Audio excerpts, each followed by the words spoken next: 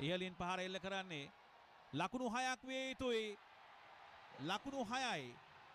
දුනිත් වෙල්ලාලගේ long of ක්‍රීඩකයාගේ හිස්සට ඉහලින් දාර්ශනීය ලොෆ්ටඩ් of drive පහරකින් ලකුණු 6ක්. ඒ සමගින් ශ්‍රී ලංකා කණ්ඩායමේ 250 වාර්තා වෙනවා කොළඹ ආර් ප්‍රේමදාස ජාත්‍යන්තර ක්‍රිකට් ක්‍රීඩා පිටි.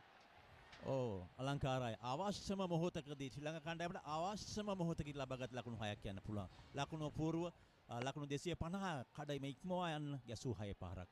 සුපිරි ගණේ 6 පහරක්.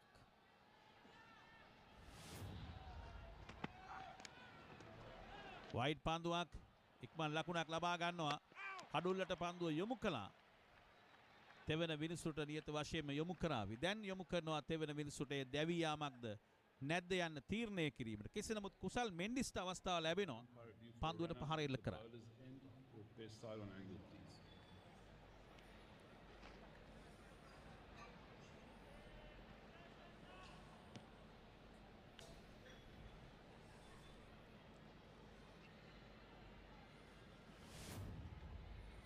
Thank you. Keep running, keep running.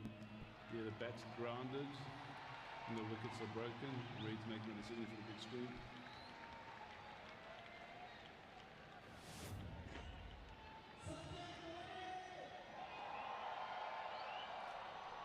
නොදැවුණු ක්‍රීඩකයෙක් හැටියට සංඥා කරන්න. ඒ අනුව ලකුණු 5ක් නෑනේ. ලකුණු 2ක් පමණයි. එහෙම වුණා නම් හොඳයි.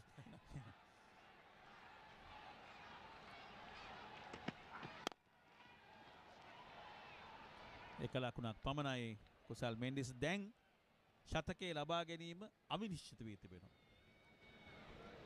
93යි කුසල් මෙන්ඩිස්ට.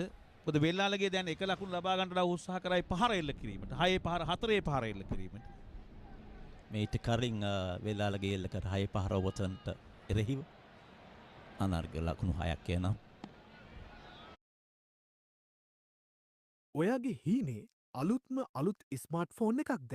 ඉතින් ගමුකෝ සල්ලි වලින් නෙමෙයි. අතර කිරීමට හැකියාවක් නැහැ. ලකුණු 4යි.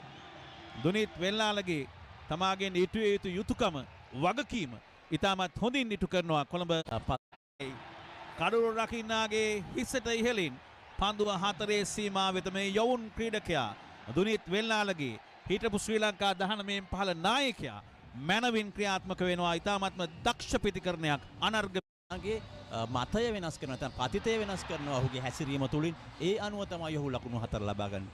මුහුකුරාගිය ක්‍රීඩකෙක් ලෙස ක්‍රීඩා කරන්නේ. ඉහලින් පහර